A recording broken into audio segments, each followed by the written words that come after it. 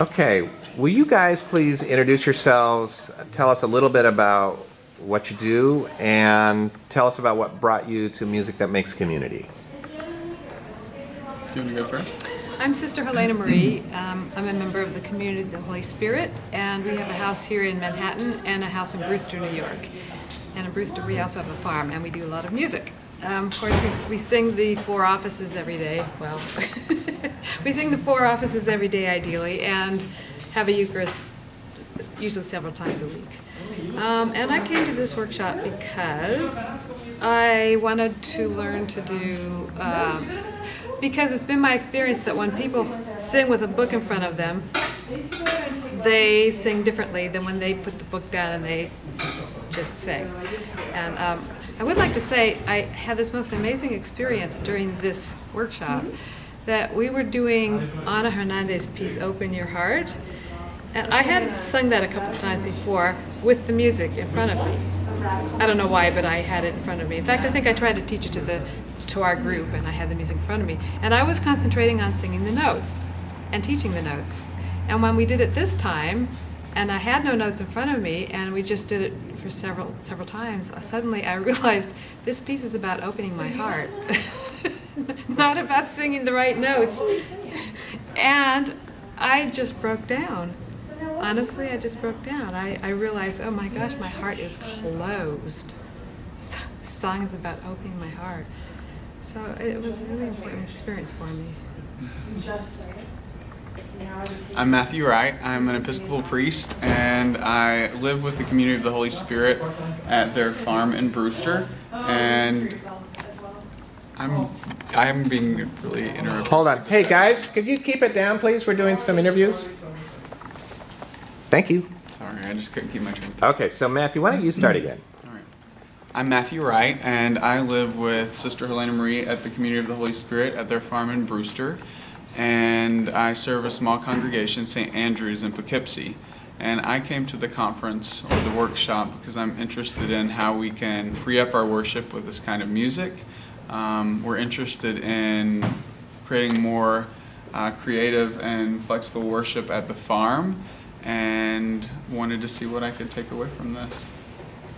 So tell us about some of the things you've learned here. So Helena Marie already talked about the experience of singing a song in front of the group here, and suddenly, without the notes and without, suddenly she was sort of confronted with the actual meaning of the text in a powerful way.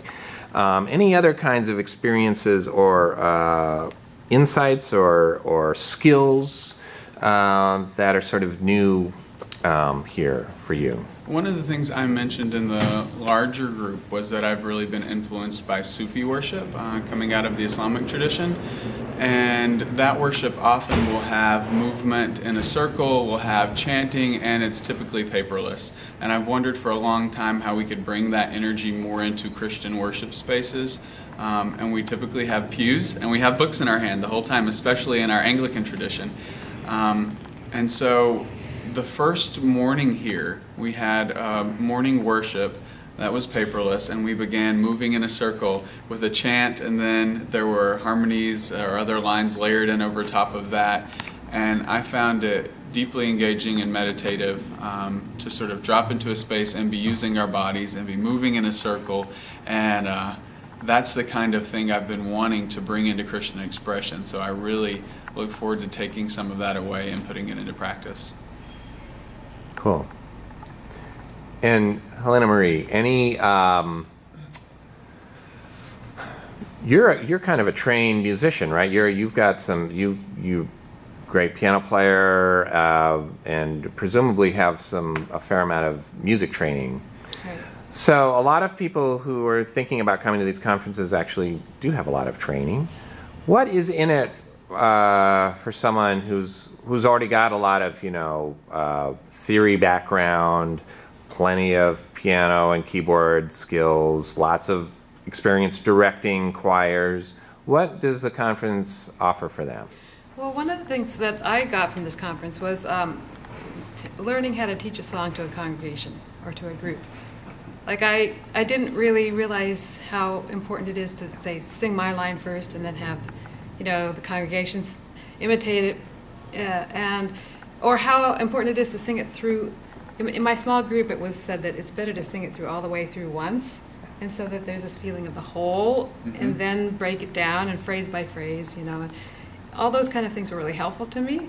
I'm not a singer, I'm a pianist, so this is something I needed to learn. But also, I am not necessarily a composer. I have composed because a need arose. And whenever there is a need in my community, I can churn something out, But this was really, really helpful for me to think that, well, I could compose more than just for a specific need. And, if we're going to do creative stuff in the liturgy, we might want to take this line right here, and here's how I could approach it. And I like the idea of first get the text that you want, and then say it. And then when you say it, you get the natural rhythm of the text off, and then begin to add the notes, And I don't know, I felt that was liberating. So. That's great.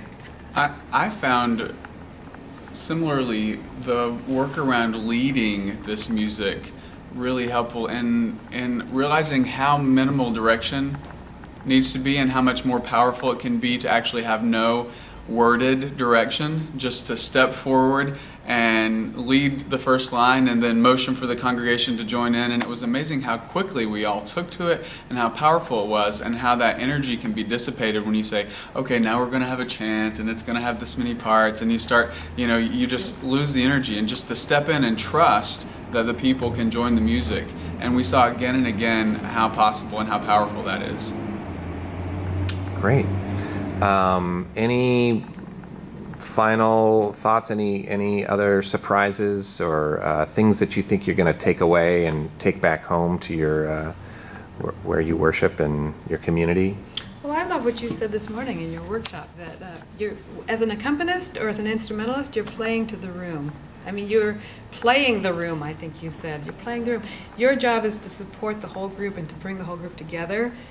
And it's not about what you're doing as an individual. It's not about your virtuosity. It's not about, how clever you can be, or even how well you play, or it's about the whole. And I like that. I really like that. Yeah.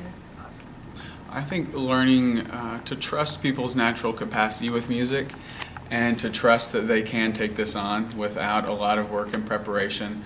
And so I want to start the congregation I serve just every now and then including one paperless chant and easing them into that. And so that's how I'm going to start trying to introduce this, just here and there in an occasional service until it kind of becomes more natural. Excellent. Thank you, guys. Yeah, thank you, Jay.